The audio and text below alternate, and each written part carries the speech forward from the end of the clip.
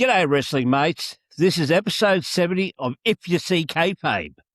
The main event of this episode will be all about fan interactions. You know, meet and greets, fan fests, or even communicating with a wrestler on social media, or even in real life. This episode has been inspired by a recent episode I did where I went one-on-one with legendary promoter Herb Simmons. Please check it out. It's one of the most enlightening interviews that you'll ever take the time to watch. As always, please like, share, subscribe, and leave your comments below. I encourage you to do so if you could, please. Now, to those who have subscribed to my channel, a big thank you. Before we get on with the main event, let me share some stuff with you. Now, my wrestling mate Evan Ginsberg has a new book out. It's called Grindhouse, Art House, and Wrestling Flicks. It's a book about Evan's lifelong love affair with films.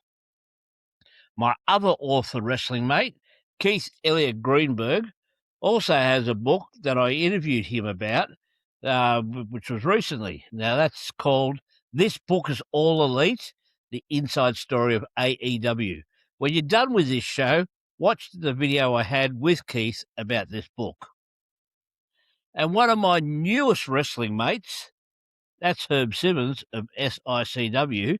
His SICW promotion will be having their 4th Fan Fest on May 8 and 9.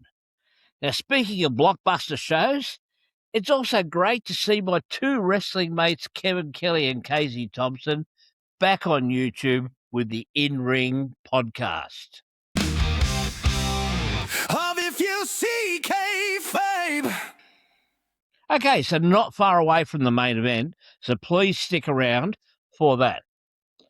Now, Darby Allin recently became the AEW World Champ, defeating MJF at AEW Dynamite Spring Breakthrough.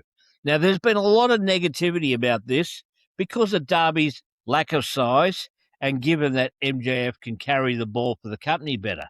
Now, while I agree with the latter, I'm also sick and tired of this size thing when it comes to indie or AEW type guys. Because at 8'5", 5'8", 180 pounds, he's bigger than Rey Mysterio, who's smaller but regularly wrestles much bigger athletes. Yet no one ever doubts Rey Mysterio's ability to beat someone as big as the Big Show. Now, Darby reminds me of a kid I went to primary school with and part of primary school with before his family moved away. His name was Bruce. He was always close to the smallest kid in the class, but had an indestructible nature about him, and that he was super resilient. He was one of the few boys that I never saw cry, even when a rock hit him on the side of the head.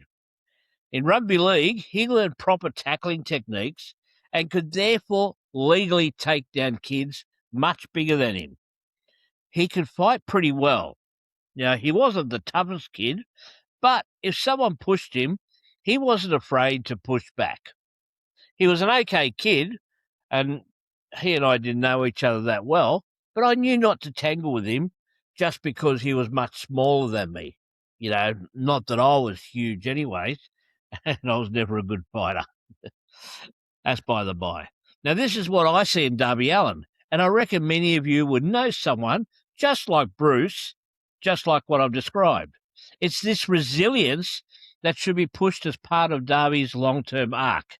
It's also much like how Hollywood made us believe that a little old Japanese immigrant can take out 5 young peak fitness martial artists.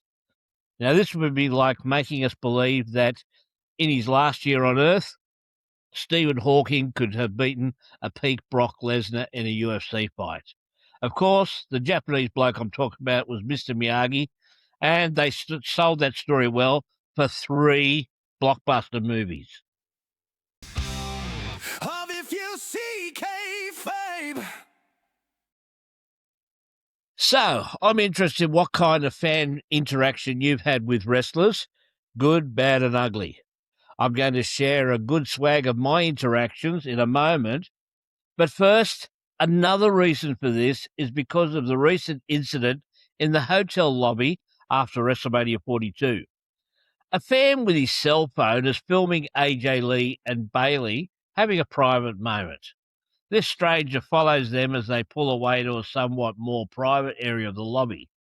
Now, Bailey doesn't want to lose the vibe, so she just moves the phone away. And that's when CM Punk slaps the phone out of his hand when the stranger doesn't comply. Now, we'll get to the privacy issues in a moment, but realise this.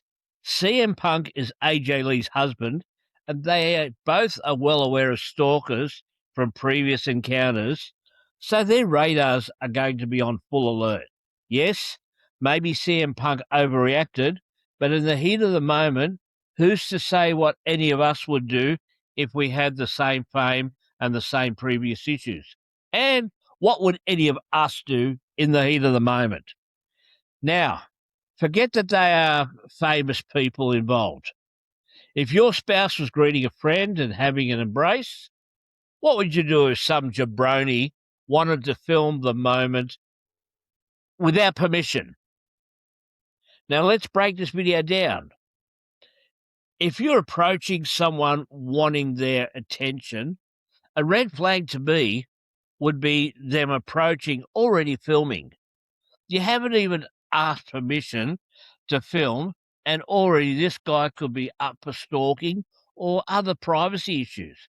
Even when I had my meet and greet with Bret Hart, I asked for permission and gave full disclosure about filming, and he graciously agreed to the filming. Bailey tried to fend this guy's phone away, and he should have taken the hint. Please don't give me this, oh, they're public people, so we should be able to film them whenever. Or whatever other stupid logic you want to put on this. These are real people with real lives. My advice is this. If you see a famous person in public, maybe just say hi at first. Maybe be as respectful as can be, and then, if you want, make your request for a photo or a quick video chat or an autograph. The vast majority of the time, these folk will say yes because they know that it's your patronage that has paid their way. Justin Race tells how his father, the great Harley Race, said exactly this in our interview together.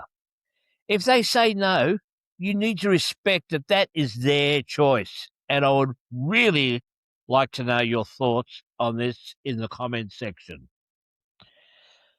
Now, even before I did this show, I had met some famous wrestlers and found them all to be friendly. From meeting local wrestlers like Kevin Martin and Johnny Gray after shopping centre shows when I was younger, to recently confirming that when I had a drink at the bar with wrestlers Ken Medlin and Ace Benson after a local show in Sydney in 1989, I had also met before we became mates and have interviewed him, that I also met up with the legendary Ken the Dazzler Dunlop. Now, there was also a guy who I only knew as a super fan who owned a newspaper shop in Sydney, and he turned out to be none other than the legendary Australian wrestling historian Ed Locke. Now, my next interaction was around the year 2000 when a bunch of ex-WWF wrestlers did a tour of Australia.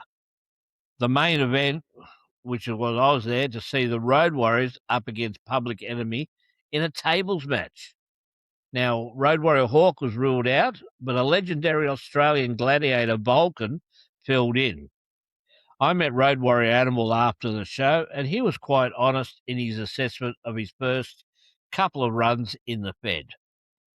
Now, my next fan interaction came when I won tickets on SEN Radio to see a local wrestling show. This was PWA Melbourne, with wrestlers that at that stage I didn't know anything about. The show was great and full of action. I met some of the wrestlers afterwards and thanked them for their matches. My eldest son and I then went to virtually every monthly show for the rest of 2006. Ironically, the one show we missed was the farewell show as PWA Melbourne closed down in December 2006 with a mega card at the Dragonfly restaurant. It was via PWA that I also got to know such Aussie stars as Cremator, Crackerjack, and Cletus. I lost touch with the local scene due to family commitments. I watched whatever US stuff I could get a hold of and had time to look at. But since 2023, I have had the bug to do my own YouTube show, especially after a short stint as the Aussie correspondent for a now defunct UK YouTube show called Falling Through the Ropes. Now, this led me to 3 sets of fan interactions. The first one is getting interviews for this show. This ranges from Ken Dunlop, who I now consider a good wrestling mate, to Chris Pisarek, who was founding NCW, or Northern Championship Wrestling, in Lismore, New South Wales, all the way through to such notables as Keith Elliott Greenberg, Evan Ginsberg, Barbara Goodish, Justin Race, Kevin Kelly, and more. The second set of interactions led me to checking out a local promotion here in the northern suburbs of Melbourne, and that's Australia, of course, and that's Alpha Pro Wrestling. I've had many interactions with wrestlers who have become wrestling mates as well. They are all good people. I've even been lucky enough to score interviews from the owner, Mike Manson, and also a couple of other of the Alpha Pro wrestlers as well. Now, the third is having some famous wrestlers who I interact with on Facebook. Once again, I'd love to hear from you. Where are you watching this show from? And what have been your fan interactions? So much to talk about, so many responses that could be had. And while you're here, check out this interview I did with Herb Simmons regarding his upcoming Fan Fest 4 in Illinois. If you see Kayfabe, join your wrestling mate. Southern Joe to watch this episode of If You See Kayfabe.